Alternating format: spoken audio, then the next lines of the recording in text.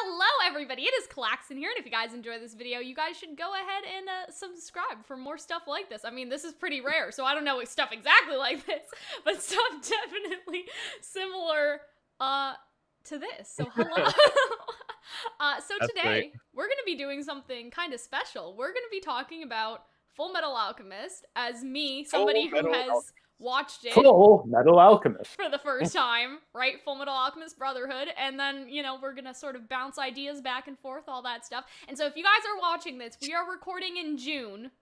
It's probably December by the time that you're actually seeing this. So, yeah, just keep that in mind. Hopefully we're all either the still quarantine alive. has ended or we're all dead. Yeah, basically. So, you know, there's no in between. So, I finished Full Metal, and now it's up on, like, it's been, like, backlogged on Patreon in June. So now it's backlogged all the way up until December. So now we're here to do this while it's still all fresh in our minds. But yeah, so you guys are, like, way far back into the future, way far ahead into the future. But so, first thing I want to do, you guys know I've seen the show, like, basically a couple days ago, but for you two, Hunter, if you want to go first and sort of, like, when did you watch the show, and have you rewatched it Lord, you know? I've watched both Fullmetal Alchemists. Okay, the original, because I want to talk about that a I did little. too. The original, that was like, it kind of ended the same way Game of Thrones did, in that they ran out of source material before they could finish the show. So Sounds it was about right. it was really solid, and then just went off a cliff. Yeah. But no, Yeah. I watched that probably around 2016. Okay. Oh wow. And then you, Alright. Arnold, old man.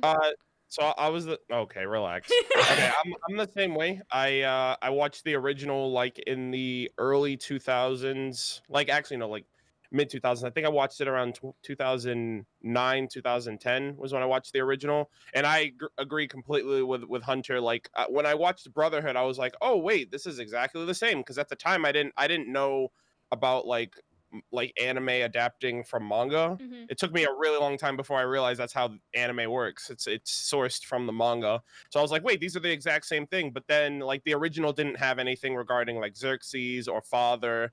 The homunculus were the enemies, and there was no like grander plot, at least not that I can remember, that was similar to like Father and God and all that stuff. So I watched the original then, and it even ended like with the movie. It wasn't even like the anime, and that's it. It just left a lot of things open-ended. And then I watched Brotherhood in 2015 in place of Ruby Volume 3 because I didn't have internet for like 2 months. So my friend Zach had the Blu-ray DVD set, and he let me borrow it, and I watched it over like the course of a week. So 2016 was the first and last time actually that I watched Brotherhood, but I've since seen like a bunch of people do reactions for it, so it's a lot more fresh in my mind than and we've back talked then. about it too, like you've seen some of my Yeah. reactions. As you've been watching it too, I've been asking like, hey, where are you at? What's happened? And so it's kind of come back to me through there too. Mm-hmm. So to start, I guess in the best place, which is the beginning. In the beginning. I guess my general feelings on the show was that at the beginning, you talked so much shit about I this know show. I know I did. And so, like, at the beginning, I was really intrigued by sort of the mini stories, you know what I mean? Like, the stuff with Nina and the stuff with the people in the city with the fake, like, priest and all that stuff, like that guy. And then it sort of deviated from that and went into the long game type stuff, you know what I mean? Because the Nina thing was only like one episode. I don't even think it spanned longer than that. And so that really set up the world, and I thought it was going to be a lot of that, but then we started getting into the long game, you know? Yeah, well, like the butcher, what's his name? That one. Yeah, the butcher and all that stuff, like the laboratory, and then killing Lust, and then Hughes dying, like, you know, all that stuff. But there was a point around episode 30, okay? That's how I remember. It was around episode 30 where I was halfway through the entire halfway thing. through, and I was like, fuck this show. Like, I don't, like, I was so, like, I didn't want to watch it anymore. Like, it was so boring for, like, 4 episodes. It was one reaction session, and I was like, what the fuck are we doing here? I think those were the episodes where like Ed and Alphonse, I think they were going to Briggs, but they hadn't made it there yet, because the General really, like, saved everything for me, like, seeing General Armstrong and stuff, like, that's when I was like, okay, everyone, like, I'm back, like, Yeah, I'm the gay ice and I'm here, like, let's go. Are a little slow. Yeah, there's a lot of, I wouldn't say there's any, like, dead moments, but, like... No, that was yeah, dead. At least for me, I think there was the cross-dressing thing that happened. Like, the old man was cross-dressing anime. as a woman to talk to Mustang and all Yeah, that stuff. And so it was really, like, setting up all these pieces. Because I think it was after Mustang got separated from all his friends, basically. And so it was sort of setting up that dynamic. It's probably because there were, like, 4 to 5 different storylines crossing paths and doing their own thing and trying to, like, set everyone on their course so it comes together really well in the end instead of it being a fucking mess throughout. So it's funny that you mention also liking the first parts, because that's what bothered me about Fullmetal Alchemist, is that I always thought that the first part was rushed compared to how they did it in the original series. That too, though. Because the original felt so well paced. Because like the opening where they go to the city and he has the fake Philosopher's Stone, that was like 2 or 3 episodes. Yeah. The stuff with Nina and the Chimera, that was more episodes. I like which it felt so. I feel like between those two, like the first Fullmetal Alchemist and Brotherhood is like the perfect Fullmetal Alchemist. Yeah, I agree. There needs to be some kind of like alternative cut of the two of them together. It was whiplash, because you were having these sort of like episodic, like almost adventures, and then suddenly you were like in it, right, for the next like 60 episodes or whatever, the next like 55 episodes, and I was just like, what the fuck is going on? So like that part is really like whiplash for the viewer, I think, to go through these like, oh, this is like mini stories, and then it's like, oh, but now we're gonna do 10 episodes in the 5th Laboratory or whatever, right? Like, I think you would like the first one, because the first Fullmetal Alchemist, it has no long game, but it has so many like weird like one-off episodes that are just short interesting. bursts. Like there's one where he deals with a serial killer. There's one where he like gets a big fight on a train. He does like, you see him take the exam, and there's a whole episode about taking like the alchemist exam. Yeah, the alchemist exam. You might like it. You'd be like, where's God? Yeah, because like in Brotherhood, what really confused me was the first episode, because I had seen the original, and then the first episode of Brotherhood, it's like you're thrown in the middle of like that ice alchemist. Like they're trying to like stop him in the first episode. I'm like, what the fuck? Like they just threw me into it. Like, and it's almost like a flat. And then you get the flashback of like him and his brother and trying to bring back their mom, their father leaving, and all that stuff. So, like from what I remember, the original almost starts you off at the very beginning. It's like, oh, they try to bring their mom back. Yeah, she dies, and then they go on, like they burn their house, and then they go on to track down Roy Mustang. Yeah, they track down Roy Mustang. He takes the alchemist exam. He gets in, and then once he's a state alchemist, then that's when Father Cornello comes in. So it seems a lot more linear in original than Brotherhood, which is like a retelling of everything. Like he's like remembering his whole stories while he's on the train. No, they both do that. They both do that hot opening in Father Cornello.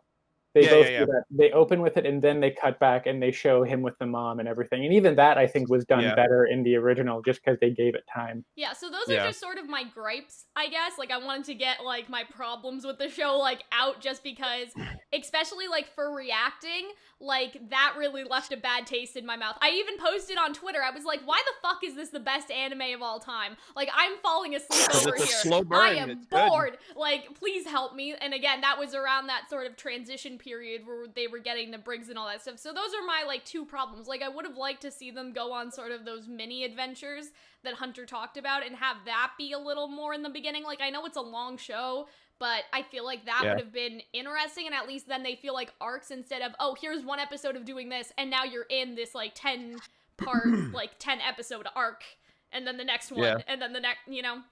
And so that was my only thing. And those, like, again, those episode 30 episodes, because I was really, I think my problem was I was comparing it a lot, like, in my head to Code Geass. Code Geass. Because I had just finished Code Geass, and I won't get into any spoilers because Arnold hasn't seen it, and he needs to. I know Hunter has watched it. But, like, I cannot think of an episode of Code Geass where I was fucking, like, bored or that I was can. like annoyed. And so maybe I'll mute it's myself. different for me, right? Like I'm sure that there are those episodes for some people, but for me, like I was just so engrossed in it. And then for Full Metal, that took me out of it. But then when we got to Briggs, that was when the party started to happen. But now that we've talked about the problems, I do want to sort of jump back like more to the beginning parts of the show.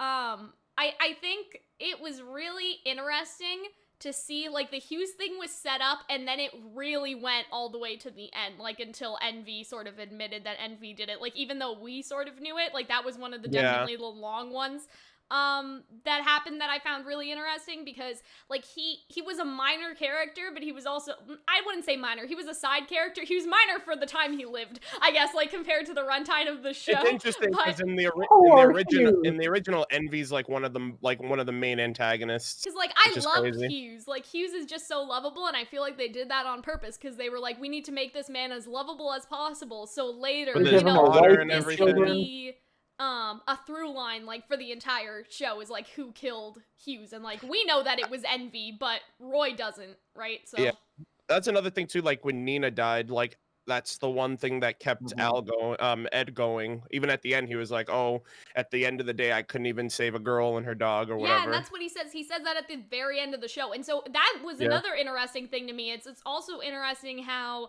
Lior also came back because that's where you know Hohenheim is just hanging out, and like that girl that like Ed basically was like, "Hey, Rose, stop fucking crying, you pussy." Like Ed basically said that to her, right, and all that stuff. Like all of that was brought back later, and I thought that was really, really nice. Was I the only one? I was really shocked when you learn about like the history and who Hohenheim is and the dwarf in the bottle. Best part of the anime for me. I know, that's where I was like, oh, the whole Xerxes backstory, because it wasn't in the original. I was like, okay, how is this whole Xerxes thing gonna like be better than the original? Because I already held the original in like really high regard before it like fell off with like the movie and like fucking all that other shit, but like Xerxes was like the highlight of the show for me because it was like the big answer. Like where did father come from? Like what's Hohenheim's backstory?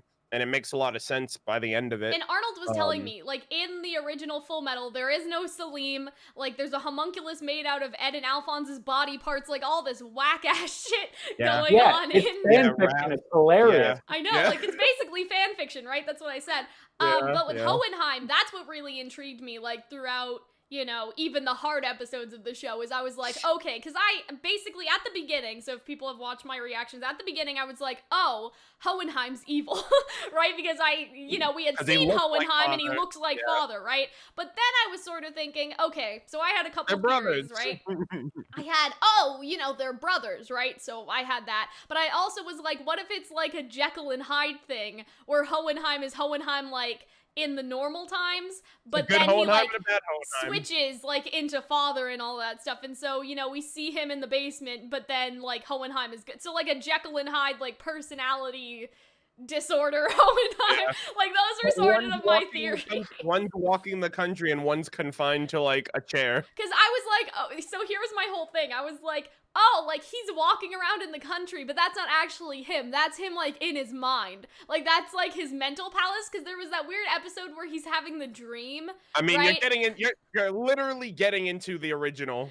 Like the original has like some like weird like alternate reality dream state type shit, and that's where you're like, it's very anime. Hohenheim has this dream episode where he's like drinking or something, and then like you see the mom, and you see I think a younger version of Winry's grandma and all that stuff. Like you see these different characters, like, and they're all talking to Hohenheim in this like weird dream state and all that. So after that episode, I was like, oh, clearly I know what's going on. Hohenheim is in his mind palace, but then real Hohenheim is in the chair. Like I thought that I was so smart. He was thinking of fonder days. And then the Drawer episode happened, and I was like, oh. You just think that it's his opium den, and he's just so out of his mind on drugs that he thinks he's like walking and feeling the grass. Well, here was my thing, right? Is that when I guess we didn't quite know this before, but we sort of did. But when we get to the greed part where Ling sort of turns into greed, I want to talk about greed, by the way, because I fucking love greed. Okay. Yeah.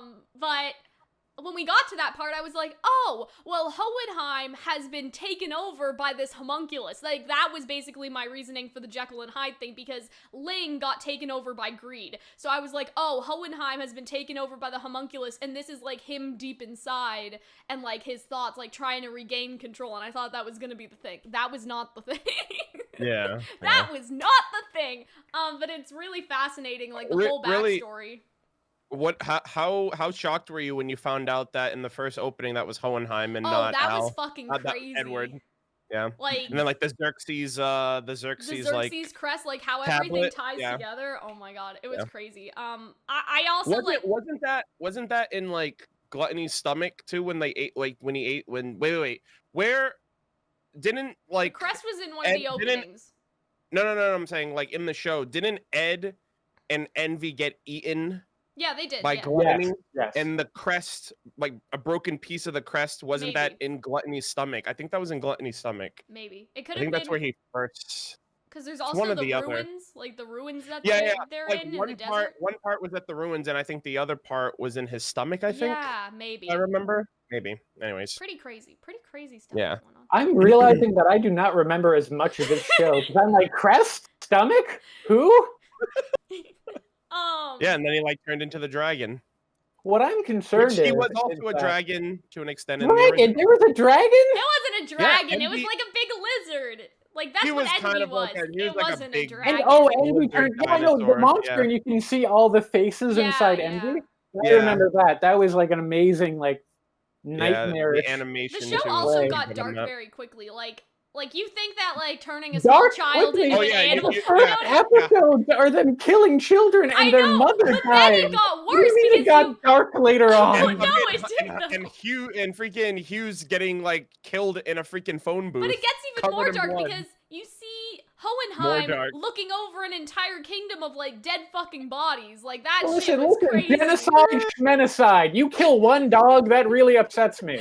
And then like Envy all of the faces, like shit got disturbing really fast in the show. I had something to say. I'm concerned that you like greed. Oh, okay. We'll get to that. I guess to just finish off talking about Hohenheim, we went through a roller coaster together because I thought he was evil for like a third of the show, right? And so I really hated Hohenheim, and then there's that scene where him and Ed are at the graveyard, and I was like, oh yeah, you deadbeat, like leaving your wife and your kids. Like I was really mad at Hohenheim, and then like I grew to love Hohenheim. And then Hohenheim fucking died, and I was so angry because I was like, Hohenheim deserves to like live with his boys and like see his grandkids that's and all that 180, stuff. Dude. But he was just like, you know what? I've lived too long. I guess I'll choose to die. And I was just like, yeah, his boys are gonna be okay. Like, did you guys see that coming when you watched it? That Hohenheim would just. I expected it. So, and if you watch the original, he dies in that too. I guess, but presumably he would have had more children than just Ed and Al, right? Well, maybe he just he was around for hundreds of years. 300 years. I mean, if he was a one-woman man, if it was just him and Trisha, you know, and his two boys, that would be kind of cool. In the original too, of Hohenheim, so he's basically Ed and Al's stepbrother. Christ, that one got really weird when they didn't have that. Because like Game of Thrones messed it up too, but Game of Thrones wasn't like, so we bring in aliens. Let's bring in aliens, right? Aliens could be in the books. Who knows? My god. But yeah, so I was really sad when Hohenheim died because I really, really loved him, and I thought he was gonna die when he was like, oh, I'll sacrifice myself to bring Alphonse back. Like, I thought it was it for that man, you know, like, in that scene. But then he lived, and I was like, oh, good, Hohenheim's alive. And then they were like, no. Well, you thought that about Greed, too. Yeah, like, I mean, Greed. They don't need all the homunculus to die for father to die. And it's like, yeah, you're probably right. But I know. It doesn't mean any of them are going to. I mean, Salim, I guess, technically, but. That was my thought. So I was like, oh, all of the homunculus are probably going to have to rejoin father in order to properly kill him. Like, that was my whole thought. So I guess now to push aside Hohenheim and just talk about the homunculus. I guess we'll save like Ed and Alphonse to the end, but one of the most frightening moments I've ever had in an anime was when you realize that the Führer's son it terrified me. I find what scares me most in media is when you think something is safe and then it turns out not to be that way. Like, you think he's an innocent kid and he turns out to be like a horrific monster. Especially with how he confronts Hawkeye. He was just like, "Oh, you figured it out, eh?" I'm like, "Oh shit." Like, he says it exactly like that. I remember exactly like what I thought about Selim. Like, I don't know if I had a theory on him. He wasn't even he wasn't even a thought for me until that point. I didn't even think the Führer. And I mean, like, listen, historically, people with the name Führer are pretty evil. So, like, how did I not see that coming? But the Führer's whole story, that was really different, too, because they were, like, all experiments. You know what I mean? So that was different, like, from a normal homunculus as well. Because, like, right when he dies, he just, like, grows old. So, like, he was a regular person infused with the stone.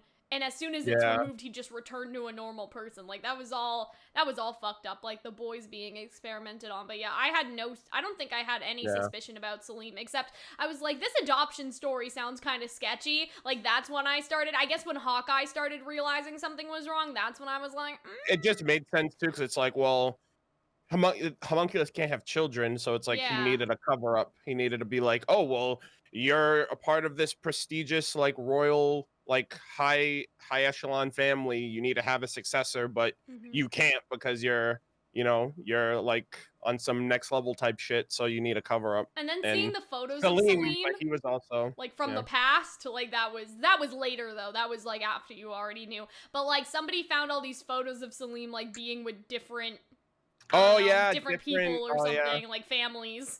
He's just, boy. You know, chilling, all that. I remember that. That was terrifying. It's like all those pictures where you see like a famous celebrity and people try to compare pictures of them to like other people throughout the years, like history. Like, oh, Keanu Reeves in 2020, Keanu Reeves in like 1870, like it looks just like the portraits and all that pictures. It's like he's just living forever somehow. I'm really glad because I was like, I wonder, because like Selim basically turned into a fetus, right? Like he wasn't even a baby, he was just a little itty bitty, like, you know what I'm saying? So I was like, I hope that now that the homunculus is gone, like the mom he won't be influenced by it. Could raise Selim as like a normal boy, and then that happened in the final, and that made me really happy. But then like the guards were like, hey, if he acts like out of turn, we'll fucking shoot him. And she was just like, okay, that's a risk I'm willing to take. Like, I really, really loved that part.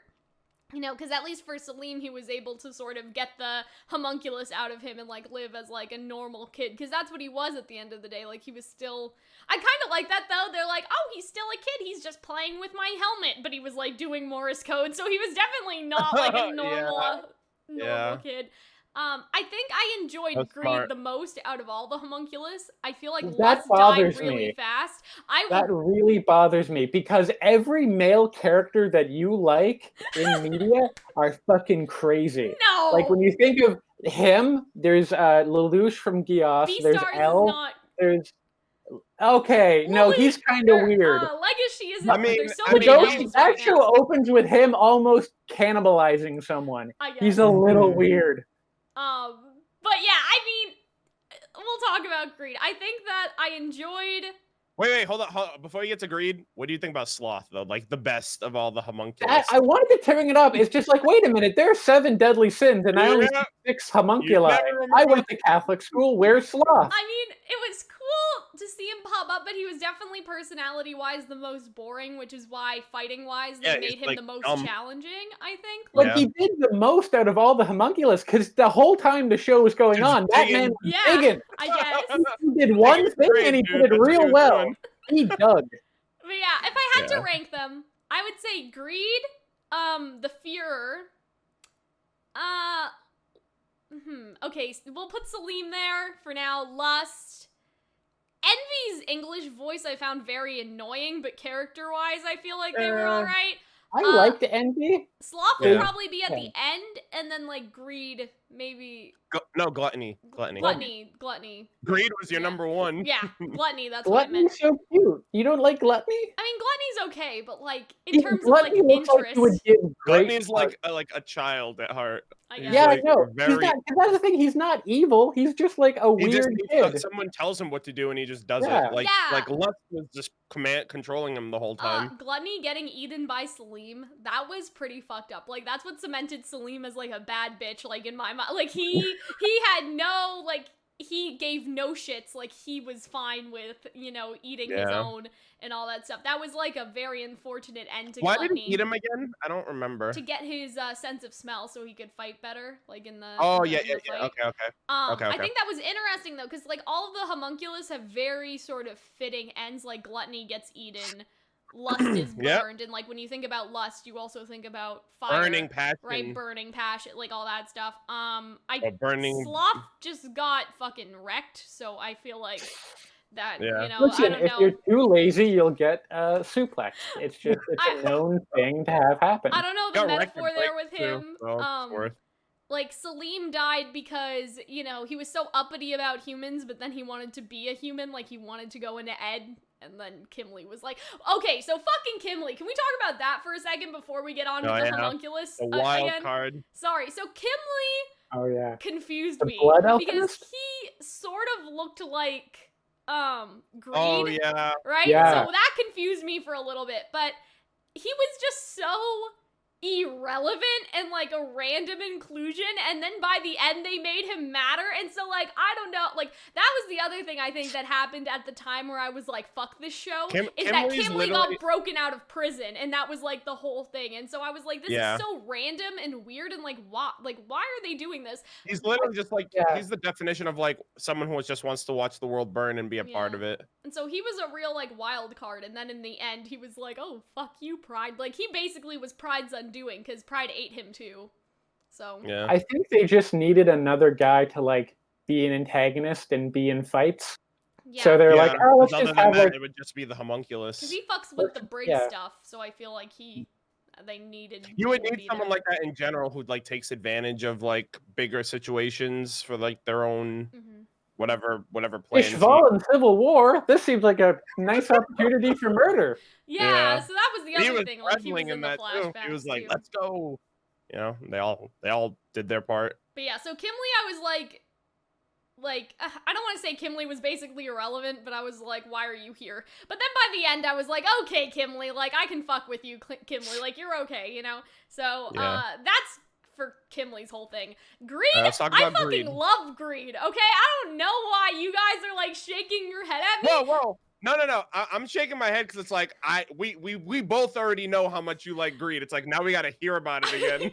You have never told me that you liked Greed, but it's so obvious that you would like Greed. So here's the thing, like it was such a journey, like with him, because he got like destroyed. And I kind of thought, okay, well, that's the end of that, you know what I mean? Because he got destroyed by Father very early on.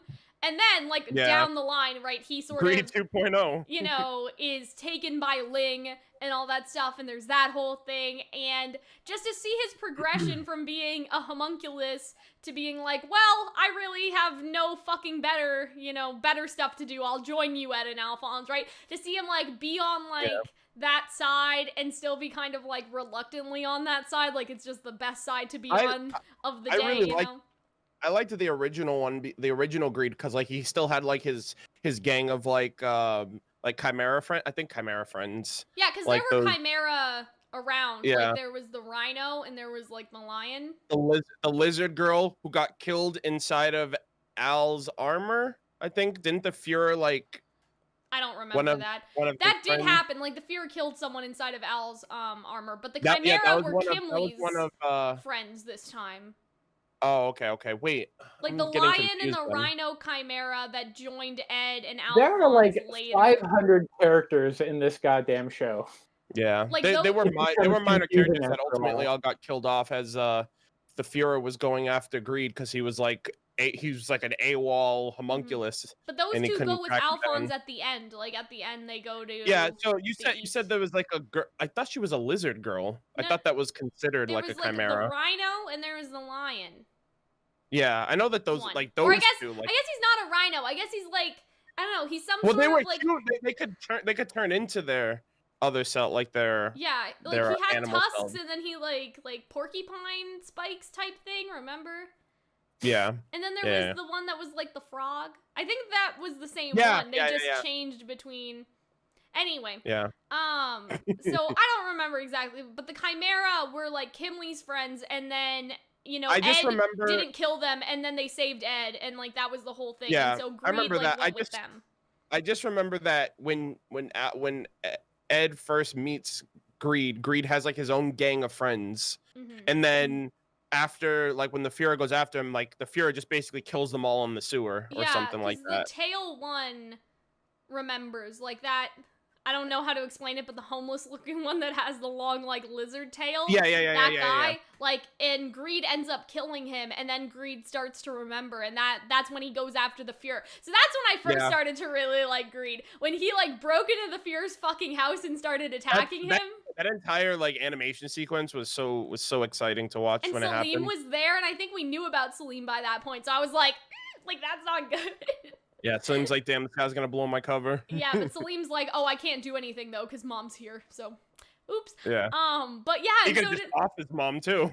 Well, to see that, like, to see Greed sort of join the good guys and like pal around with the good guys and like see him like help out and fight the Fear, and like him and Ling sort of switch and like learn to work together, like each other's strengths and weaknesses. Like Ling fights with Greed's power, but not with Greed's like consciousness, you know what I mean? Like Ling uses his like speed and stuff. And so I really like that. I really liked Greed's They gave you false hope.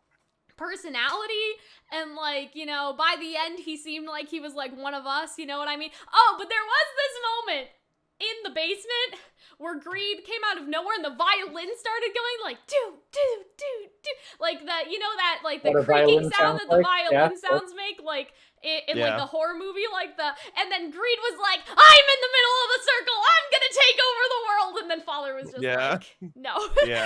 You're right, not. because Father kills Greed, doesn't he? No. Yeah. Well, yeah, but not at that moment. He does later, but not at that point. So when he came in, I think there's a thumbnail of me going like, yeah, because I thought Greed really like got him. Like I thought Greed like got Father in that moment. He did not, right?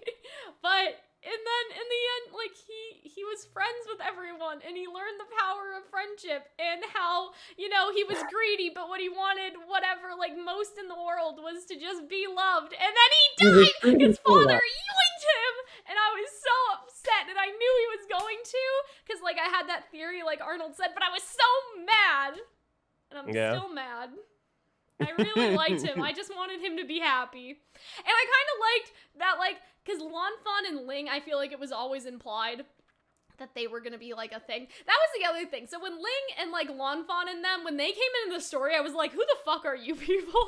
Like, they just sort of added these it felt very much like when Kimley got introduced, but then they obviously, like, earned their position, like, in the story. But I was like, where the fuck did all of you come from? And so at the beginning, that was another thing. I was like, they keep dropping all these new characters in. Like, I don't know how they're gonna do this, but they managed with them fine. Kimley still was a little weird, but so they had a thing going, and then Greed kind of like hit on Lanfan too. Like, you have a nice piece of ass with you, Ling. Like, being the Emperor doesn't seem so bad. And I just love that. Oh my god. I just wanted like Ling and Greed like to work like in perfect harmony and go back and be the Emperor and marry Lanfan. And like Ling still got to be the Emperor and Lanfan is still there, but like Greed did not come with us. So yeah, that's why I like Greed. That's my essay. Thank you.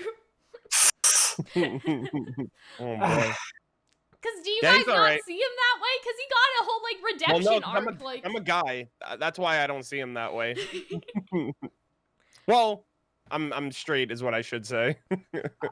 What always kind of bothered me about having characters whose, I guess, gimmick are they're based off of the 7 deadly sins is I feel as though they never really like properly embodied those. I feel like greed and gluttony probably did the most. Yeah. But when you think about it, like envy, other than they're able to turn into other people, they don't seem to be envious. Like lust, she's not fucking a lot. I guess that was the whole point of envy, though, is that he was jealous, but he, like, envy, they wouldn't, reveal it, if that makes sense. I feel like turning into other people, wanting to be someone else, like, is jealousy. Kind of, but okay, then there's Sloth, and as previously mentioned, the man's not that lazy. That's a very big tunnel he dug. I mean, he over was multiple complaining the whole continents. time about doing it. Sloth He was, like, I think, the don't worst wanna one, like, do out this. of all of those. Like, Yeah. not bad, but, like, Sloth was he also was in the the most original. where they were trying so hard to be like, see? This is Sloth! Like, I'm so tired. I'm so bothered. What a bother. Dying is so hard. Like, you know what I mean? What a bother! That's It's what he Winnie the said. Pooh. Like, that's what he said to Coming me. out of Like, he's like, what a bother. And I was just like, yeah. So with him, I feel like that there's an in-between. Like, I feel like Greed did it perfectly, where, you know, it really meshed with Ling, because he was like, I could do with Emperor. I don't need to be king of the world. Emperor's fine, you know, all that sort of stuff. Like, that fit really well. With Lust, I feel like it was really non-existent. Like, she was sexy, but she wasn't really... Maybe the lusting. reason why she's so murderous is because she's so sexually repressed. I guess. But then with Sloth, it was like 2 on the head. It was like, okay, I fucking get it. I know. He's the last one anyway. We could have, like, you know, how do you say, like, a process of elimination. Like, we fucking know. Don't worry. I do like that they had Pride be, like, a fascist dictator, ostensibly. I think that's an interesting take Raph. on nationalism. Yeah, no, yeah, he was Raph. Raph? Yeah, Pride is Salim. Salim was Pride, the first one, the first Oh, well, that homunculus. sucks. That would have been really cool Well, if he was. here's the thing: in the original, he was Pride. Yeah, okay, Because that's what I'm probably Raph thinking was like of. that, like as you said, that fan fiction homunculus. Well, because like Celine could have been Raph, because if you ever spend time around small children, you know they're motherfuckers. They embody wrath entirely. I think the reason why they went with Pride was because, or I guess I should say the reason why they went with Raph is because, you know, he was sort of created by these people, and it was a sort of vengeance thing, like, I think to some extent. You know, I think that he held resentment for being the boy in those, you know, in that place and all that stuff, and his I don't know. It just, because there's a parallel to be made with Scar later. Like, he's like 2 nameless old men fighting and all that stuff, and Scar is, you know, much of the same. Like, Scar wanted revenge, and so I feel like that's why they made him Raph, to, like, create that parallel. I did love Scar as a character. Yeah! However, just the last thing on the whole homunculus, I just feel like, you ever seen that, like, fan theory that the main characters of SpongeBob are based off of the 7 deadly sins? Oh, boy. Yeah, like I've seen that. Crabs. I thought it was the 7. I thought it was like the different stages of like grief or depression or something. Grief? No, that's Winnie the Pooh. That's Winnie the Pooh. Yeah. Okay. That's Winnie Jesus the Pooh. Christ. I'm just saying, like, when SpongeBob does it better. Yeah, you know, SpongeBob's pretty good. SpongeBob's my favorite anime. But yeah, I liked most of the homunculus. I think Envy committing suicide was the most interesting death out of all of them, because it seemed like the most... After it got, like, practically burned alive? Yeah, basically. Like, that seemed like the most, like, fitting. Now do you understand that that Roy Mustang has, like, the most powerful alchemy? Yeah, so... Now you understand, like, the tattoo on her back? Yeah, I remember at the time we talked about the tattoo on the back, and you were like, well, are they gonna explain it? Are they gonna talk about it? And I was like, yes, they will, and you'll understand why it's busted. It could kill 2 homunculus with relative ease. I guess that's what we'll segue into, because with enough jazzy like snaps. Jazzy. I meant to say poetic snaps. So let's talk about Scar, Roy, Hawkeye, like all those ones, you know. Okay. Yeah, with Roy, I really like Roy. Like, I really like his character. I did want him to kill Envy. I understand why they didn't, but my concern was, like, throughout that episode, it sounded like they were just gonna let Envy go, and I'm like, you guys already fucking did that. You gave him to May, and then May fucking lost him, right? So, like, that was the whole thing. And so, you know, at that point, I was, like, really, really mad, because I thought that they were gonna let Envy go. And then Ed was like, we're not gonna kill Envy, we are gonna kill Envy, but you're not the one that's gonna do it. Like, that's basically what Ed said. Hawkeye was just gonna, like, shoot him or something. And so, at first, during that episode, I was really, really upset, because I was like, it seemed very contrived not to kill Envy, like, for a stupid reason. Like, I understand that Roy shouldn't take revenge, and I understand, like, Roy and Scar and, like, that comparison as well, and, like, the blood on Roy's hands for Hughes' death. But I was so mad at first, because I was like, like, you guys are choosing not to kill him for the stupidest fucking reason. But then Hawkeye was like, oh, but we'll shoot him, don't worry. And I was like, okay, well, guess that's fucking fine. And then I understood the point. But I really liked Roy's, like, start to finish, just rolling downhill at this point, because he's just like, I feel like if he went through with it, he would have just, that probably would have changed him, because he was already, like, on a power trip at that point. And even Hawkeye noticed it. She was like, all right, I'm gonna fucking destroy this tattoo on my back. This is gonna die with me, and then I'm gonna, I think she says, like, she's gonna, like, off herself or whatever. And I'm just like, the fuck? I do love the dynamic between Hawkeye and Mustang, in that it's kind of like, it's like the himbo and the stern, like, it's like good cop, bad cop. I really want to see, they got so weird with the original Fullmetal Alchemist. I want to see, like, a cop show that's just a cop them running around the city, like, solving crimes. Because they did kind of do that a little bit. Like, they did kind of do it, and whenever they did it, it was great. Like, shooting from the buildings and all that stuff, like, in Roy. Yeah. I like the whole gang. I think that was with Gluttony. But yeah, I really liked Roy's whole character. I think it was interesting because, like, you know, he started as this soldier, and then he sort of became, like, power hungry to become the Fuhrer and all that stuff a little bit. And I feel like that was helps. Like, the whole point. Like, don't kill Envy because you have to lead our country, and you cannot be like Raph. Like, I feel like that was supposed to be, like, the whole comparison, you know what I mean? Like, we already have Raph. Yeah. Like, do not do this or you will turn into the person that we are all fighting against. Like, I feel like that was sort of the idea, and I really like that. I really like Hawkeye. It's really interesting, like, because Fullmetal never really confirmed anyone's romantic feelings, and that kind of bothers me a little. Like, I mean, it did at the end. Winry and Ed obviously fucked, but there was no kiss. What a lovely way to put it. Like, they obviously fucked. Well, yeah, because there's 2 kids, right? And so, but there was no kissing or, like, romantic confession, and I know it's not that kind of anime, but it was, I don't know, like, you can interpret that, like, Ling and Lanfan got together, May and Alphonse got together, but then there was that other girl, like, the girl without the legs that they met, like, the thief, when they met that one time. Oh, yeah, that like, mechanic and place. She was in the photo, too, so I was like, is Alphonse having a threesome with that? Because, like, all the other photos tried to hang out. Didn't they just hang out in a photo? All the other photos tried to, like, show, like, oh, it's Ling and Lanfan, it's Hawkeye and Mustang, it's Winry and Ed, and Al and May. And this girl. So I was like, hello? But yeah, I really wish that there was some sort of kissy between them. Like, I'm a little sad that we didn't get, like, because I thought at the very end Ed and Winry were gonna kiss, and they did not kiss, and I was just, I mean, like, they almost did, didn't they? They almost did, but that's not good enough for me.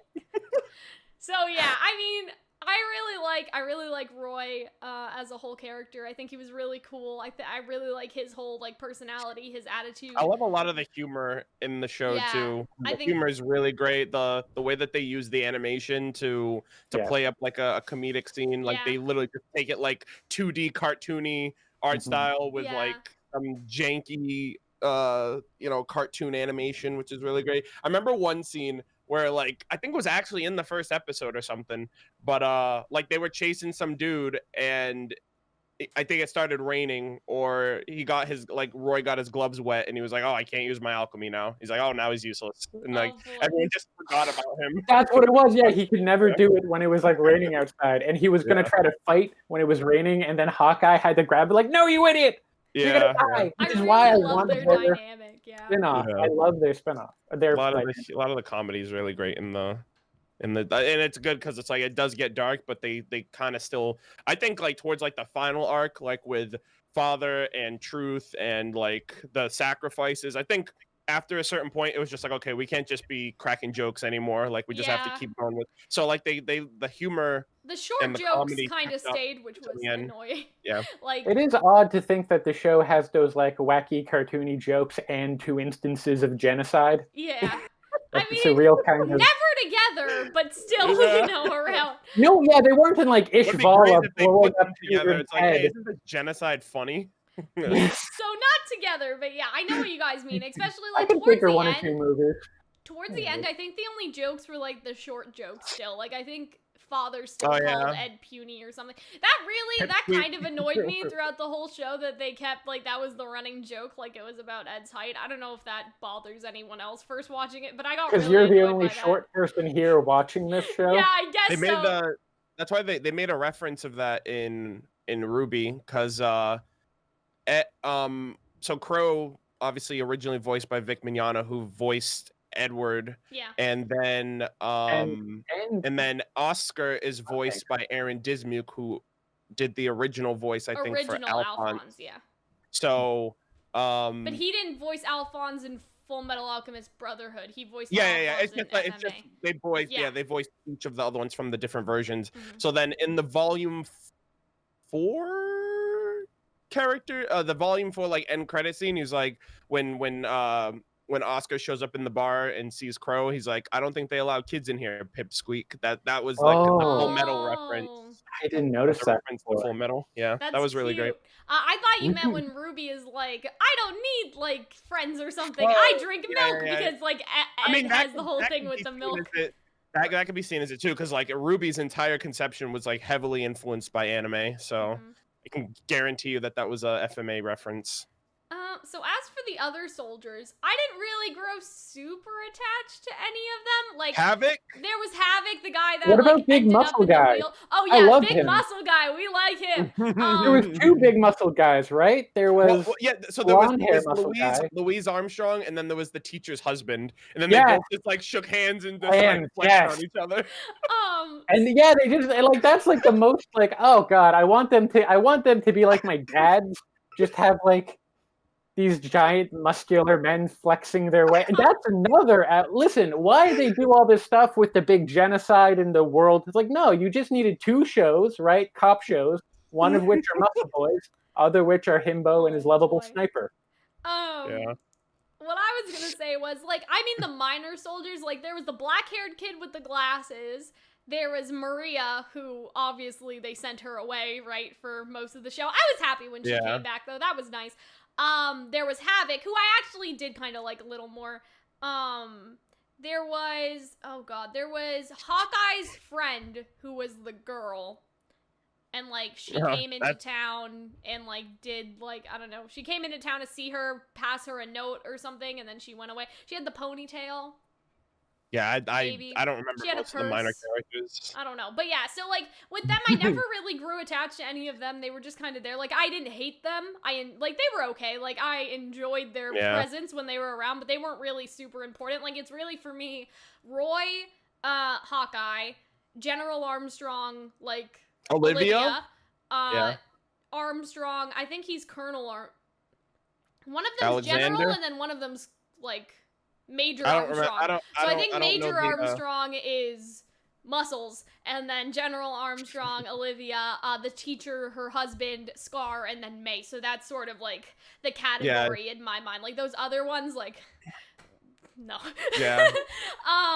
I really did enjoy like May and Scar and like their dynamic. It felt very in a strange way. Like I know I'm sort of trying to dress like Ellie today. If you guys don't know, we're recording this in June, so The Last of Us 2 came out, which may curse this video. I don't know. The time of us recording, it comes out in 3 days. Yeah, so it's not coming out this week. In December when you guys are seeing this video. But anyway, it felt that's what it kind of reminded me of. I was like this small child with this gruff man who doesn't want to talk about his past, and like this sassy little child, you know what I mean? Like that's sort of what it reminded me of. And her little like panda bear cat looking thing. It's like The Last of Us 1. Like I don't know, it was just really funny, and I really liked their dynamic because at first it was very interesting how they set up Scar because he was an antagonist, right? And then you started rooting for him because you were like, do I root for Scar or do I root for the homunculus? I guess we're gonna root for Scar today. Like that's how it started. You never root for the homunculus. You don't root for the homunculus. What is your problem? I'm just saying in general. I thought you were saying like between the military and him. I'm saying Scar, I don't know. Genocide's bad, however, greed is hot. No, so I'm saying like Scar attacked Ed and Alphonse, and obviously in that moment you want Ed to win, right? Like when they're fighting for the first time. But then Scar goes after more people who are kind of shady, and then it's like, oh, well, I guess Scar is the right choice here. And that's how it sort of I mean, progressed. he killed Shao Tucker, so that's a +1 in my book. Yeah, so I think that was like when I was like, and he had the mercy kill Nina. Yeah, so that's exactly what I mean, Hunter, not the, like, oh, do we support genocide today? Like, no, I mean, like, when he did that, it's a like, genocide kind of morning. When he killed Tucker, it was like, well, we don't like Scar because he attacks Ed and Alphonse, but in this moment, I kind of like Scar, and so I feel like that's how it started. He started attacking other people that were worse than him, and then it started to come, like, all the way back around, where it's like, well, he just wanted, he know? was trying to, like, at the end of the day, like, we didn't know his motives at the time, but he was always just trying to go after, like, the corrupt system that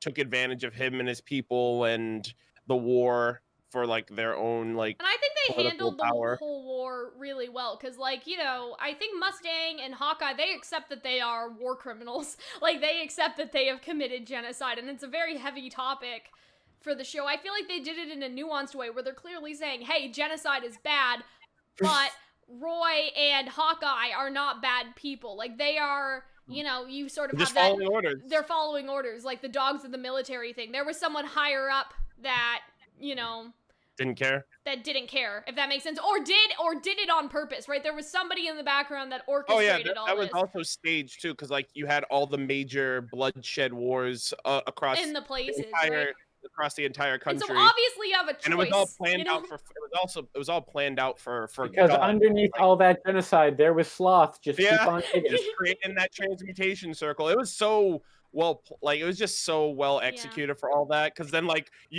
all of a sudden, Sloth comes out of nowhere, just busts out of the ground, and you're like, what the fuck? Who the hell is this guy? I'm done. Yeah. He's like, I'm done. And so that was the whole thing, right? Like, I feel like Tensor. They did it in a way where it's like Mustang and Hawkeye are not evil. You know, they did bad things and they recognize the bad things that they did. But they themselves are not evil people. You know what I mean? They did evil things and they accept that they did those evil things, but they are trying to sort of, you know, not be evil. And they even accept, like, hey, if we, you know, deconstruct society, we should arrest ourselves. Like, that's basically what they say, you know what I mean? Like, we will imprison ourselves, which I don't think actually ends up happening, because I guess, you know, they work on like, the actually, we like you being the Fuhrer better. Yeah. I know, we killed Hitler, so we killed fantasy Hitler. Yeah. What two things I find interesting about it is that, well, one, I don't think following orders is a really strong justification. Yeah, I know, but that's avoiding not getting hung. If, like, the Nuremberg trials or anything to go off of. Or two, the fact that, like, a major part of this show was about kind of like an illegal and immoral evasion where thousands of civilians died. Yeah. And the book, or at least the original manga, would have been coming out right around the Iraq War. Damn. When there was, like, international condemnation. I find that interesting as, like, a Japanese perspective of it. Because I feel like it was really good, and, like, you definitely feel like you see young kids getting shot and all that stuff. Like, it's definitely very you definitely feel it. You know what I mean? Like, for me, like, oh god, we had to watch, like, not the World War II. I remember that there was a night that, I don't know, I guess it must have been around, like, 9/11 anniversary, where my mom was watching something on TV, and it was the documentary with, like, the footage from inside of the building and all that stuff. And that, like, I was probably, like, a teenage, like, I was probably, like, 12 or 13, right? And so they were airing it on TV. Like, that's sort of, like, the same sort of feeling that, like, that pit that you get in, like, crying over strangers and all of that sort of stuff, like, people that you don't know just from, like, seeing the like, that's how I felt watching, you know, the Ishval and stuff. And, like, I don't really cry on camera. It just sort of all stays up here.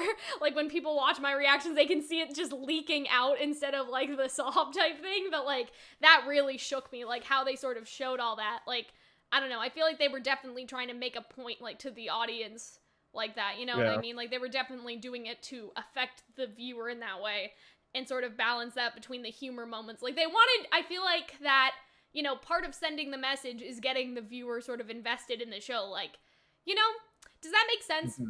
Yeah, it does. I don't know how else to explain it, but, like, people love Fullmetal Alchemist, and it's sort of a vessel, like, to spread that, you know, message as well, and, like, like not to support commit things like that. Like the genocide, entire story like is about, you know, it sort of is Why like are you not firing on those anti-military. civilians? Anime told me not to, And, Private.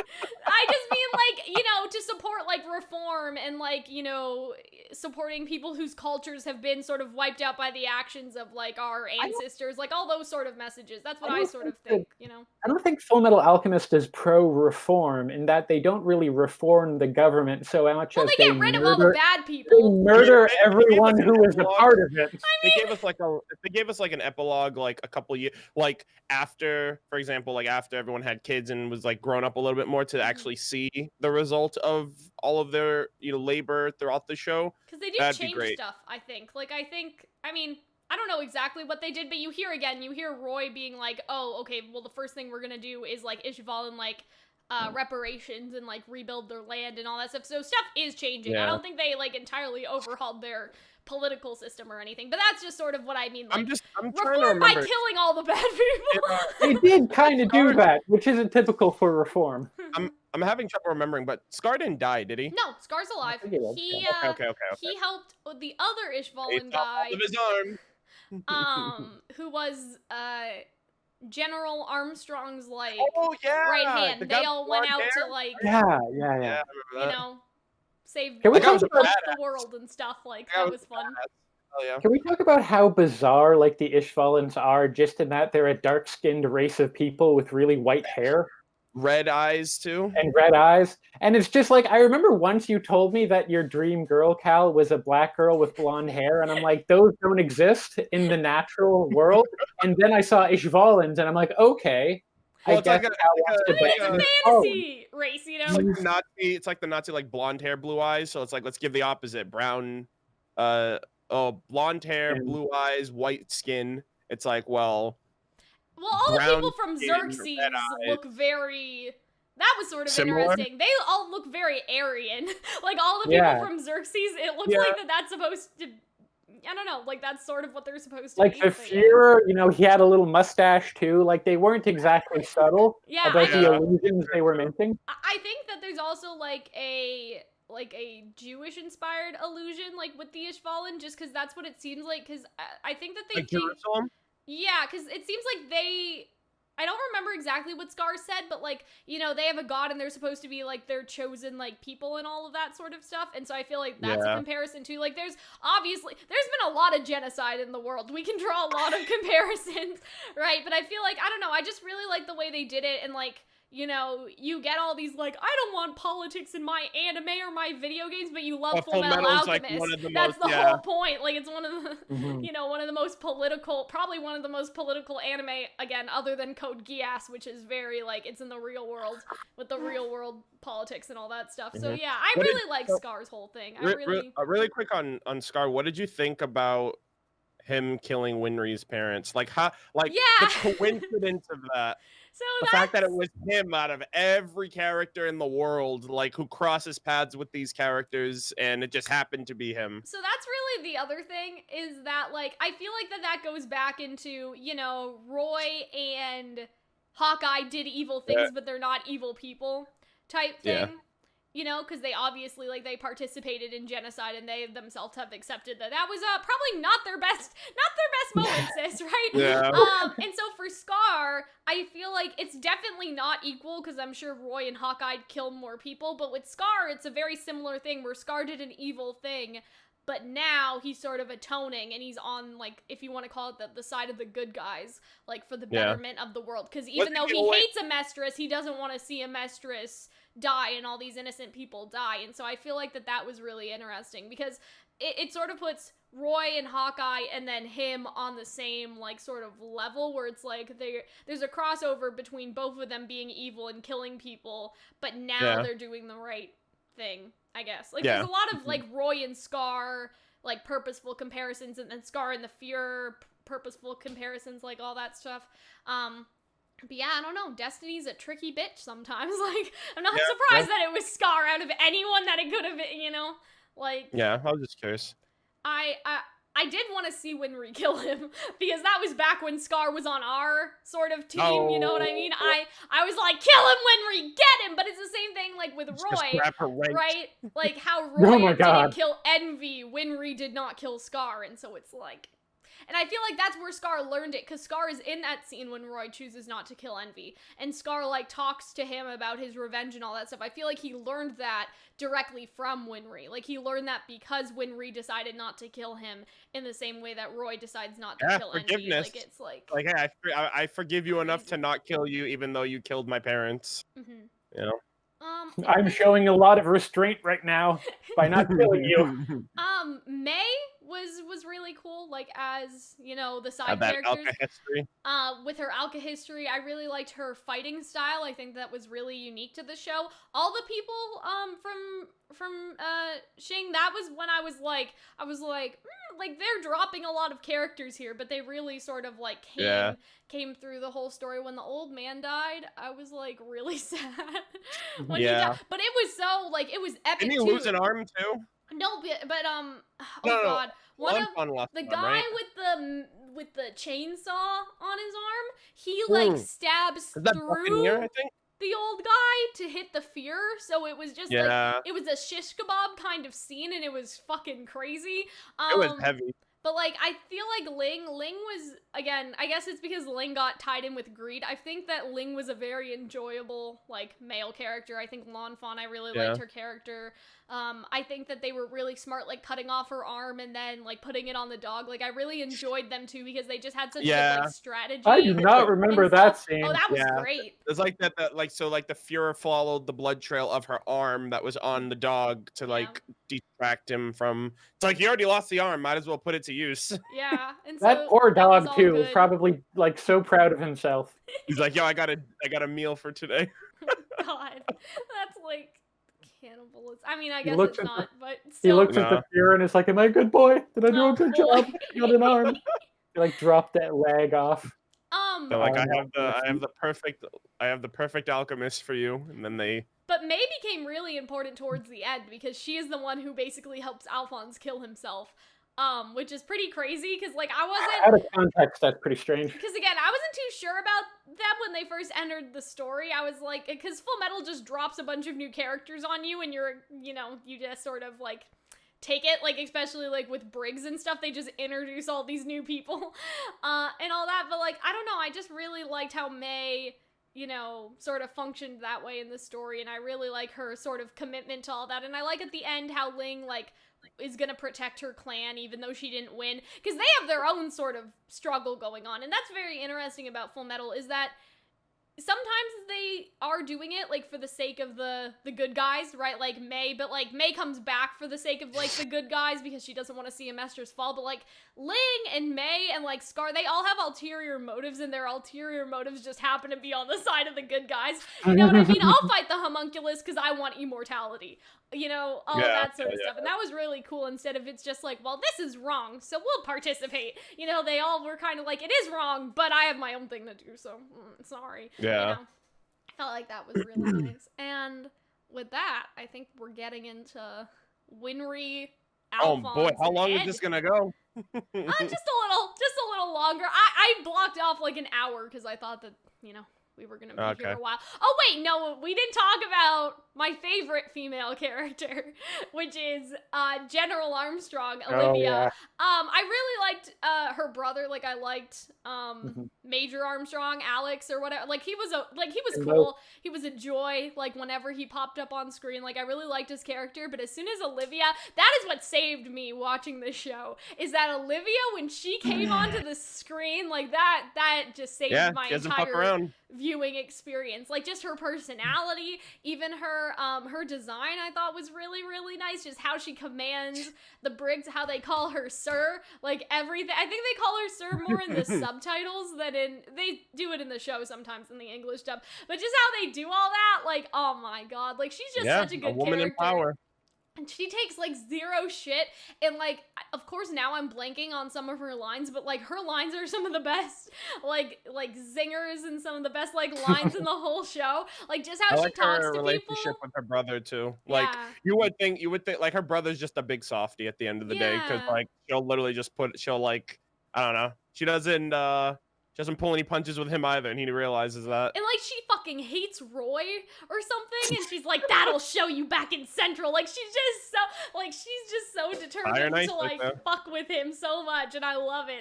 I love everything about her. She was such a good character, and as soon as she was introduced, I was like, okay, you got me. Like, I'll keep watching this show for you.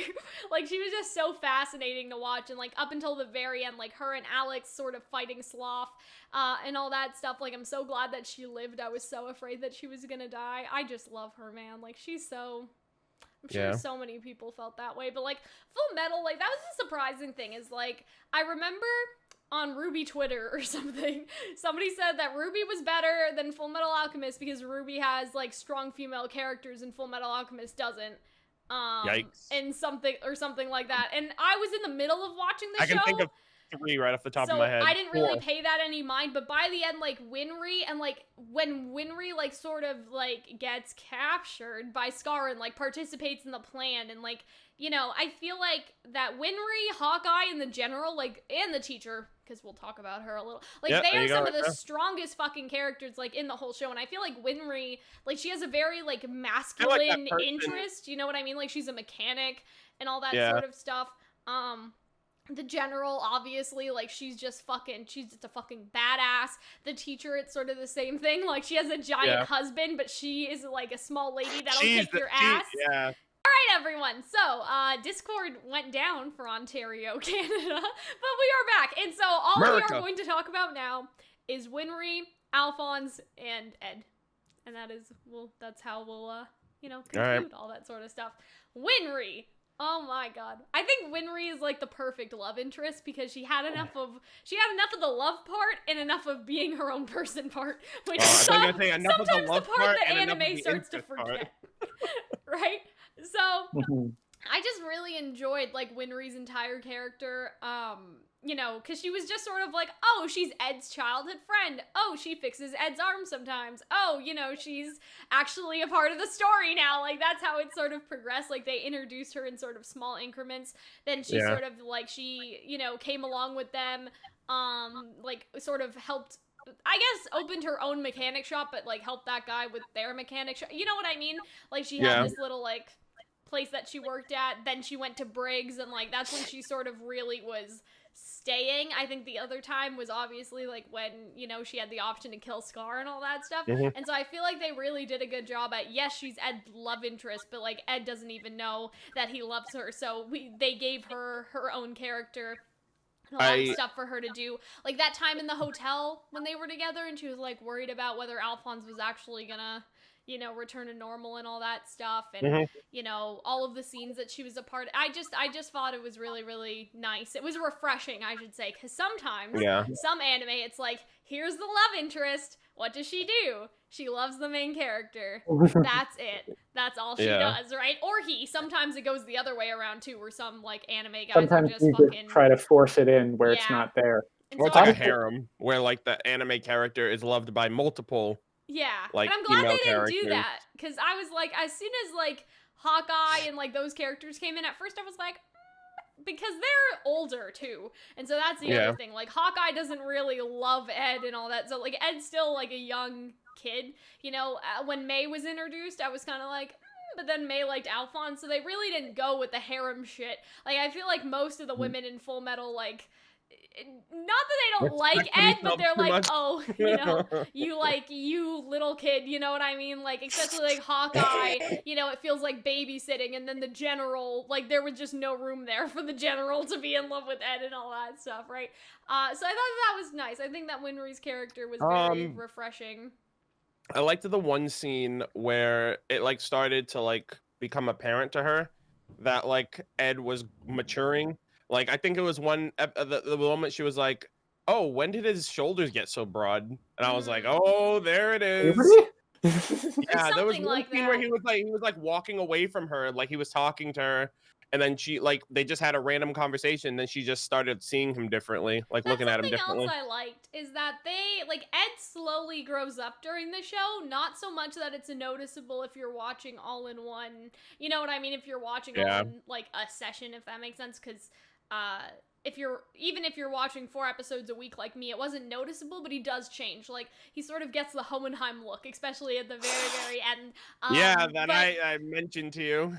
Even before that, like, even just, you know, he ditches his red coat for a while because he has to, like, go into hiding, and he just sort of grows to be older. Here's the thing, though, okay? Here's the only thing that I didn't like character design-wise with them, too, is that when Alphonse actually gets his body back, Alphonse looks like a fucking 25-year-old man, and then Ed still looks like a little kid. Like, I'm not sure what happened there. He does not look like a little kid still. Like, when he's on the roof, not like a little kid, but like Ed still looks so much younger. Like, I feel like it's just, I don't know, the design of his face. But he's got the young Hohenheim when look. Alphonse comes back, like, his jaw and his head is just very square. Like, he looks very old, and it's just sort of weird because Al's supposed to be the younger one. Like, it's not height or anything. It's just his facial shape and all that. I think it would have been weird if he walked around the entire show as this giant suit of armor, and then he didn't match that when his body got, like, yeah, but that was the whole point, is that his body was different. You know what I mean?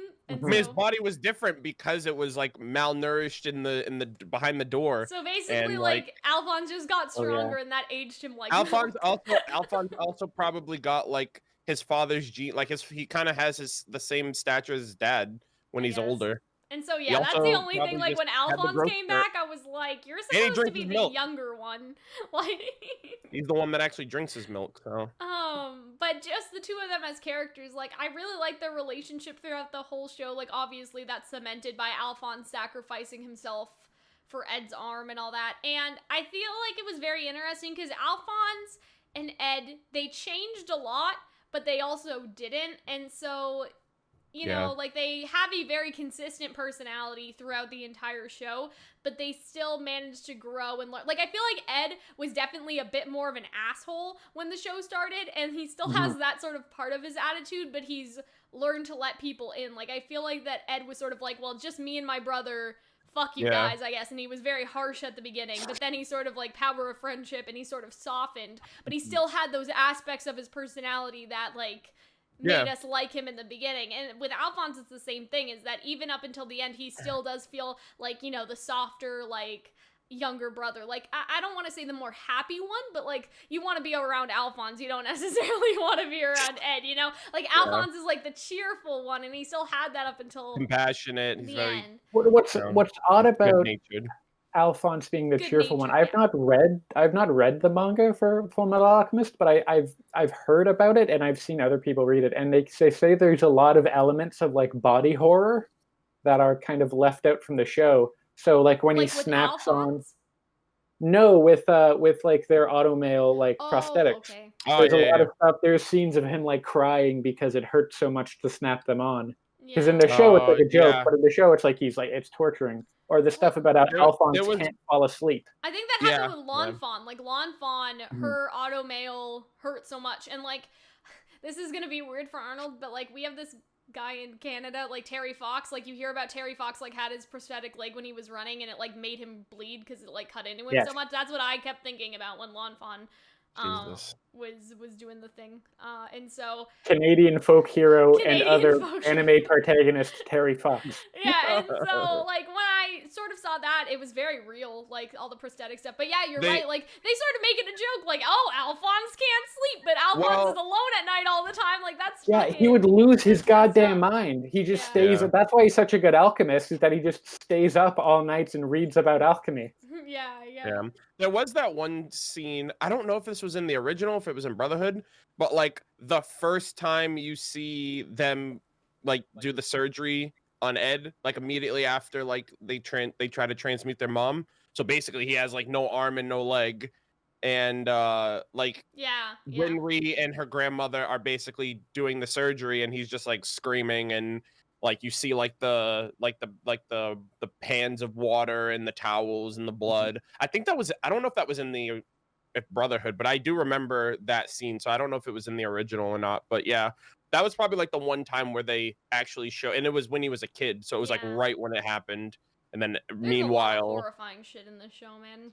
Yeah. I just remembered that Winry delivered a baby. I don't know why. I just remembered that. I think because you were talking about the surgery and stuff. Oh, Winry's just such a nice character. I really like their ending of like, I'll give half of your life to you. Yeah. Wait, I'll give half of my life to you, and you can give half of your life to me. And equal, Winry's like, what about I just give you all of my life? And that's their way of like proposing in a weird way. And then gets super red. He's like, oh shit. Like that's their sort of marriage thing. I just thought that was really nice. The entire show, I feel like, is really good at, you know, obviously the characters grow and the characters change, but they, at the core, they are very like similar, you know, personality-wise. Like, they're still the same person. Like, Roy goes through a lot of changes, but in the end, even when he can't see, he's still like, good morning, like, doctor, like, it's not, like, nice to see you, oh, wait, right, or whatever, I don't know. I don't think he says that, but, you know, it's sort of like you know, he's having all these people read to him and all that stuff, and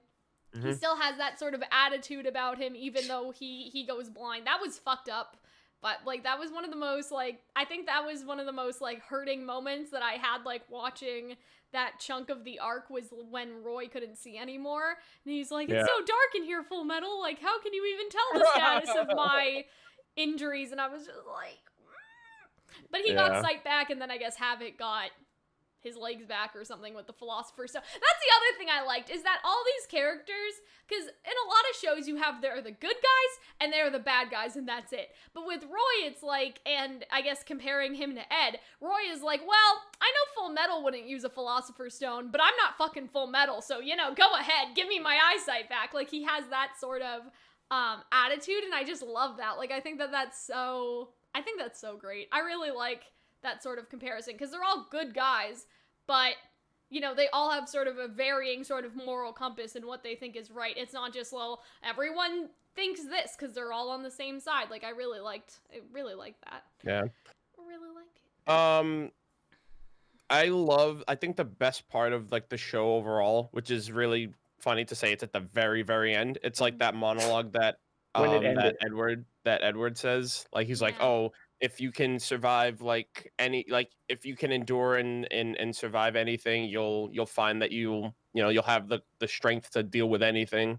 You know, you'll have a heart made Fullmetal. And I was like, that's like the fucking really best. Nice. That's like the best. And then you get to see like the post credits like pictures and basically the aftermath of everything. Yeah, I'm glad it had a happy and then the music ending. they used to is great. Yeah. When you complained about not seeing everyone's kid at the end of She-Ra, I was like, okay, well, at least she'll like the end of Fullmetal Alchemist. I really, because I they do that whole little slideshow at the end. The slideshow was so nice because it was a way to show everybody and like their happy endings without actually, because there is an epilogue, right? And that's where, you know, we see Roy like sitting in bed and like having everyone read to him and catch him up on like what does he say? What's the Ishvalan's like major produce or something? And he's like wheat and I don't know, something else. Eggs. Yeah. He says something like that, and he's like, lucky Wheat guess. and tragic backstories. And so, you know, they have all of that sort of stuff, and I feel like that's important, like, to sort of see. And then you see Salim, like, it's that sort of end chunk. But then, like, for the other characters that you're, like, that resets the society. You know what I mean? Like, that's like, hey, this is the aftermath of defeating Father. And this is where, like, the main players are. Like, this is how society is. But then at the very end, it's like, oh, well, here's all the people that you actually care about. Like, Ling is over here. You know, Alphonse is going off in the east, right? Asking for milk at that bar. He was like, glass of milk, please. And all that stuff.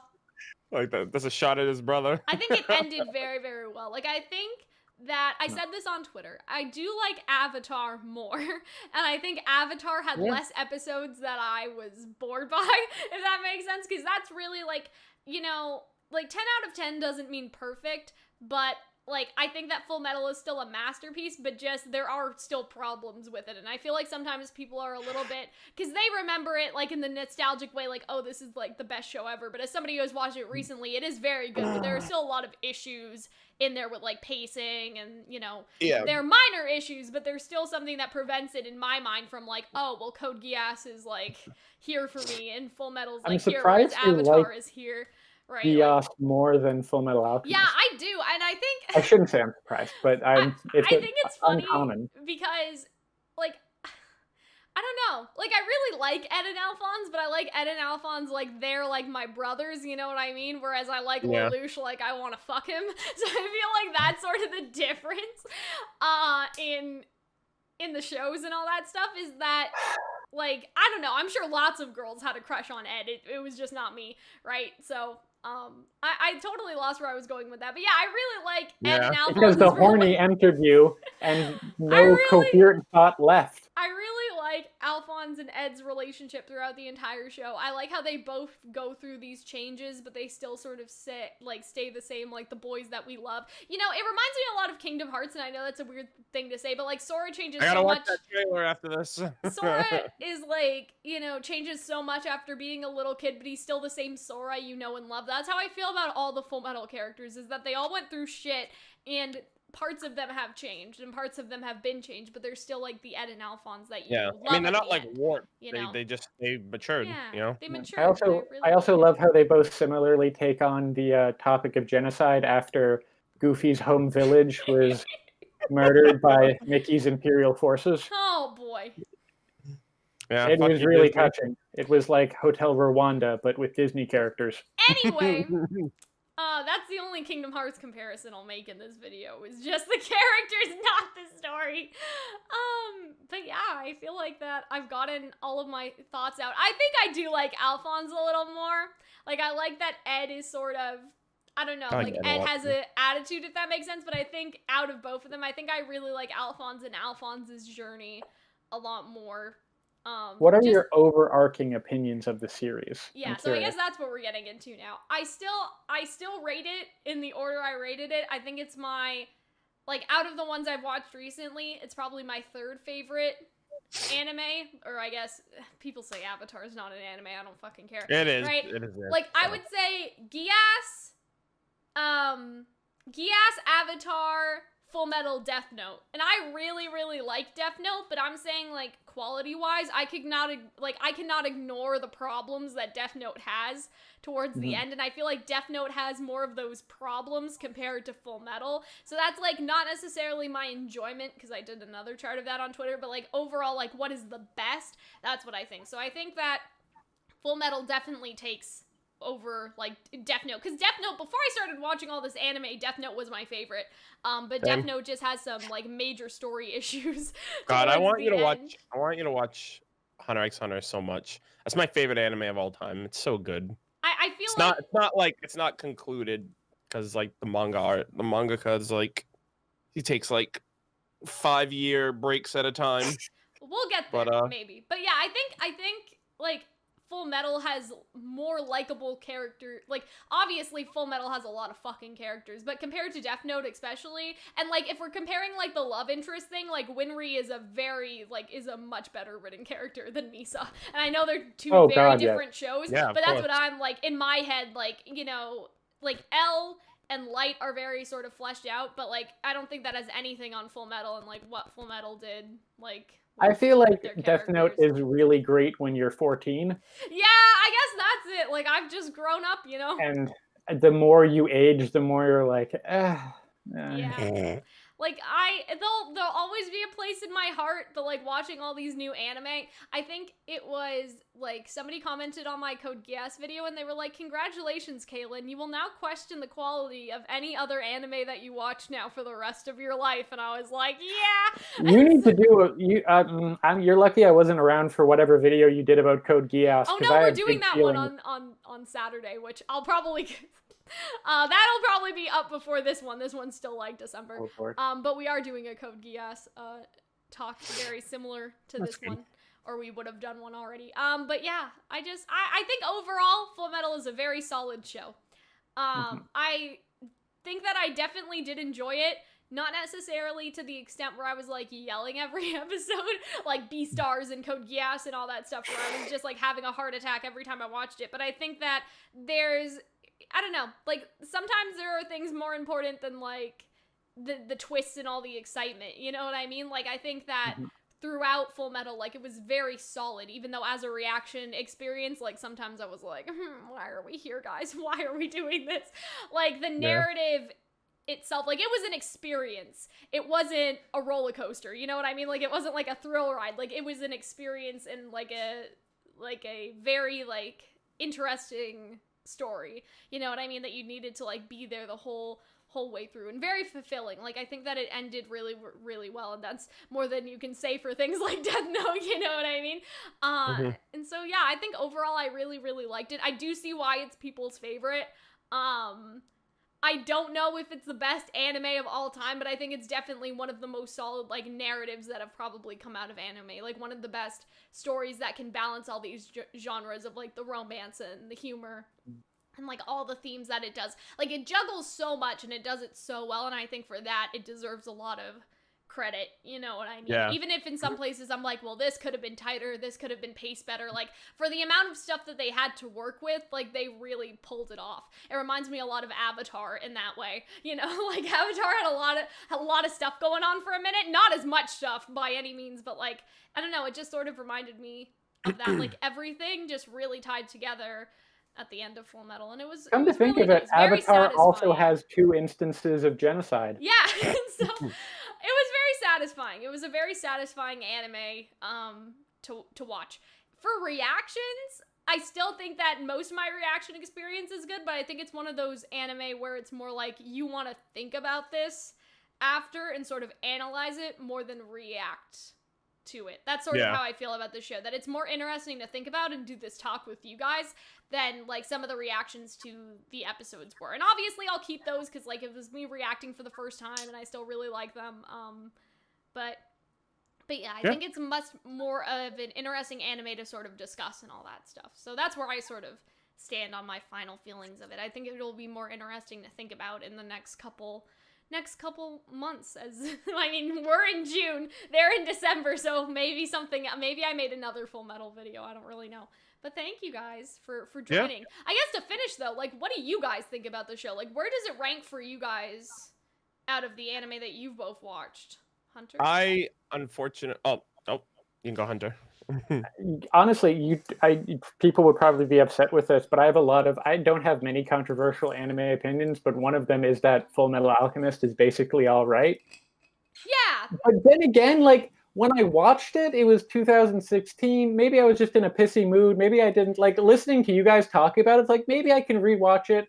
Maybe I'd like it more.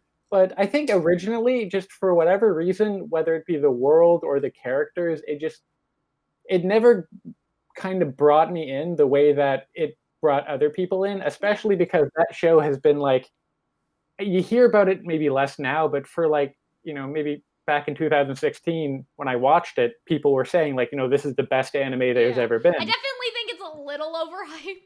Like, yeah, so I think that was my issue, is that I went in expecting perfection and I got something that I basically thought was okay. Yeah, that's how I feel too. And I think I feel a bit more than just okay with it. Like, I think I have a higher opinion than you, Hunter, but that's exactly how I feel. Like, everyone's like, Calxiyn, this is the best anime you'll ever watch. It's perfect, but then it's not. And nothing is perfect. And so I feel like that's damaging to sort of say to people to get them into it. Just say, it is good. It is a satisfying story. You will enjoy the story. You will laugh. You will cry. You will do the whole, you know, the whole thing that you expect from a very good, I don't want to call it a fairy tale, but a very good, like, fantasy story. You know what I mean? Like, it has all the elements, right? I think that if I did watch it again, I probably would enjoy it more the second time. And I am considering it, especially because I have, like, nothing else to do right now. It's funny because my neighbor, Justin, he's watching it for the first time right now. And I just told him, I was like, oh, Calxiyn just finished Fullmetal. And he's like, yeah, well, Justin, because like Justin said like about a week or so ago, he's like, yeah, I've never seen Brotherhood. And I was in a PlayStation party with my friends, and one of my friends like, excuse me, like, what did you just say? He's like, yeah, I've never seen it. And so he's watching it right now with his girlfriend. So he's kind of like talking about a lot of the early stuff, like within like the first 10 episodes. But for me, I started it around the same time. I started it in 2015, like late. I think I started it in like October or November 2015. And that was right before, that was as Ruby Volume 3 was airing, because I didn't have like internet for 2 months. So while Ruby was going on for its first few episodes, I was watching that on Blu-ray from my friend Zach. And I was watching it with my brother. So me and Nelson were watching it together. And And I also had a lot of like I was a really big fan of the original. Like I was a fan of the original not because I would say that like looking back on it now, not because it was like towards the end like it was ever good or in general like after they ran out of source After the material, Game of but Thrones did. Mhm. but Yeah. because it was like, well, this is the best that I have right now, and I'm not gonna look a gift horse in the mouth. If I enjoy it, then I'm gonna watch it through and I'm gonna see what it offers. But like after watching Brotherhood, I was like, damn, how did I ever think the original was passable at it after a certain point? But yeah, I like it too. I have a lot of history with the show because I grew up watching it on Adult Swim, like in the middle school days, like the original at least. Like I remember Ready Steady Go, like that song from the original one of the openings. It's like it's so nostalgic for me because like that's when I first got introduced like to like traditional anime. So like that, Inuyasha and Tenchi Muyo, and Zoids and stuff like that. So Full Metal and I go way back to before I ever watched Brotherhood, and then like watching Brotherhood, I felt like I had a better understanding of works of art and fiction, and Yeah. I was able to kind of articulate like my thoughts and opinions on things a lot better. Whereas back in the day, I just watched it as a source of entertainment because I was like, oh, it's cool, it has animation, it's anime styled, it's super, I mean, back then I used to think anime was no different from a cartoon, just because it was all animated. But yeah, and then I played like some of the video games too, like the PS2 games were really fun. Yeah, I was actually gonna say, Kaylin, if you can find a way to to stream through a PS, like there's one Full Metal. I think it's. I have a PS2. I think You it's can use an emulator too. yeah. So they have Full Metal Alchemist, the Broken Angel, and then they have Full Metal Alchemist 2, the Crimson Elixir. And the Crimson Elixir one was the one that I played through to the end. I didn't really like the Cursed Angel, but I don't know why it was a sequel because they didn't continue off of each other. I think the Broken Angel was like up to Father Cornello. Like was the entire game I think was Follow Cornello. But yeah, like the game was super fun too. It was like an action RPG. Like you like level up and get shit, and you can play with like Alphonse and Ed and stuff like that, and you have to fight like those angel statues that Cornello like creates with the fake ring. But yeah, I just have a lot of history with the series in general, with the characters, and I think Brotherhood is like what you guys said, like a very solid, satisfying show that I think anyone who watches it for the first time will enjoy it, regardless of how long. Like that's why I'm really excited for Justin to watch it because he's never seen it before, and so yeah, I think those are just my general thoughts and opinions. I really enjoyed watching it. I watched it with Nelson, and watching it through, like especially like the Xerxes stuff, like the father stuff, getting to see how they changed certain things, or rather how they followed the source material. Yeah. Properly was really fulfilling, and it's definitely a fun experience. Like I like cried during like that slideshow at the end because it was like a perfect experience. It was like a great experience. I was just like and in my head when I finished it, I was like, damn, I wonder how long it's gonna take before I find something like this again. So I really really really and like I really love Brotherhood, and if you haven't seen it, you should see it because it's great. All right. I think this was good. I think this was a lot of fun to talk to you guys about the show and all of Yeah, the it's characters and definitely stuff. brought some things back for me too, because like I said, I haven't seen it in like almost 5 years now, so it's been It a was while. good to sort of talk about everything, especially because I don't know. I've just had ups and downs with the show, and then I realized Twitter did not want to hear it. Like, if I hated an episode or I didn't hate any of them, or if That's I was... what get you canceled? Yeah, exactly. And so it's nice to sort of talk about everything now, like, all of the characters and how much I, liked them, and just how I'm impressed with all of these things in the story. Like, I don't know. It was a really good experience, and I'm really glad that I watched Full Metal in the end. Yeah. So, That's good. I'm glad that thank you guys for joining. Obviously, you Yep. can find Arnold on Murder of Birds.